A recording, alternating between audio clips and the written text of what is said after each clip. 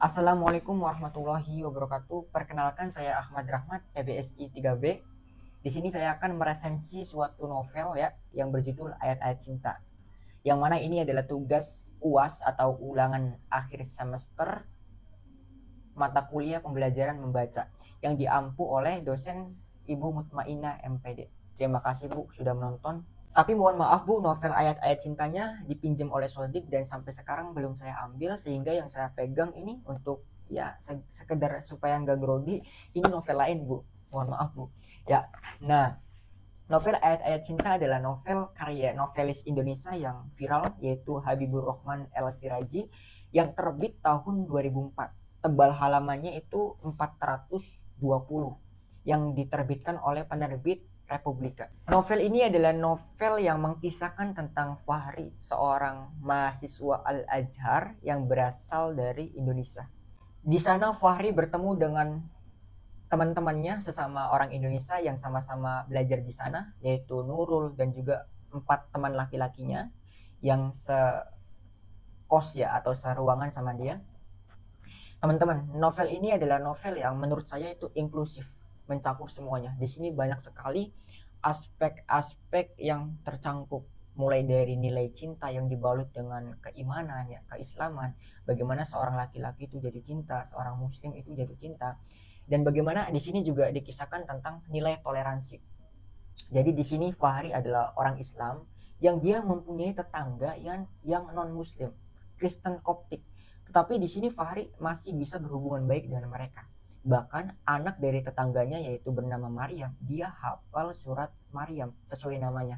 Di sini juga Fahri bertemu dengan banyak wanita, diantaranya itu Aisyah yang nanti menjadi istrinya Nurul, anak kiai yang berasal dari Indonesia sama, dan juga banyak lagi teman-teman wanita yang ada pada hidup si Fahri ini. Novel ini juga mengkisahkan tentang pentingnya ilmu dan ibadah. Jadi dikisahkan Fahri adalah sosok yang gemar beribadah teman-teman, selalu ngaji gitu ya.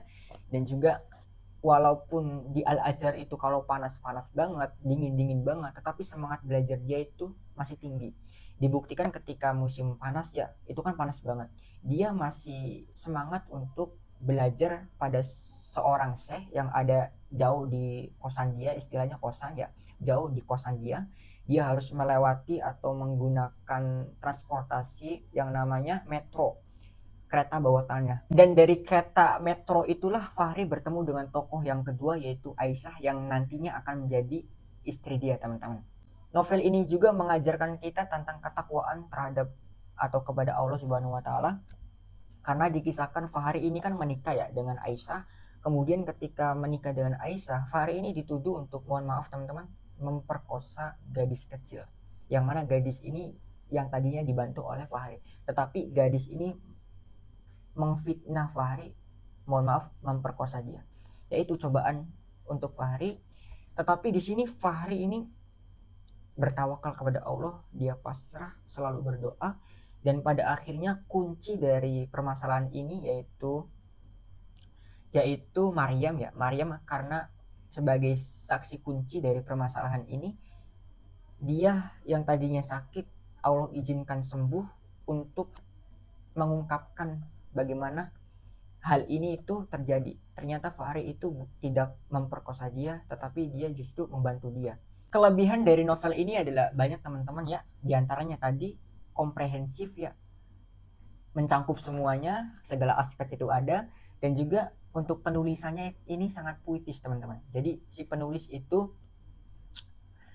memberikan bagian-bagian yang mana itu sangat puitis, seperti ketika Fahri sudah menikah dengan Aisyah, kemudian cara Fahri itu merayu Aisyah atau Aisyah merayu si Fahri itu menggunakan puisi-puisi terkenal teman-teman, bukan lagi puisi-puisi lokal, tetapi puisi-puisi yang terkenal di kancah dunia.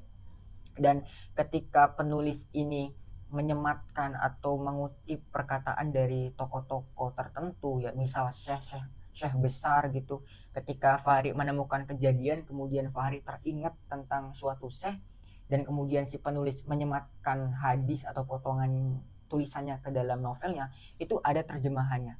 Ini adalah salah satu kelebihan dari novel ini. Novel ini secara jalannya cerita juga romantis teman-teman.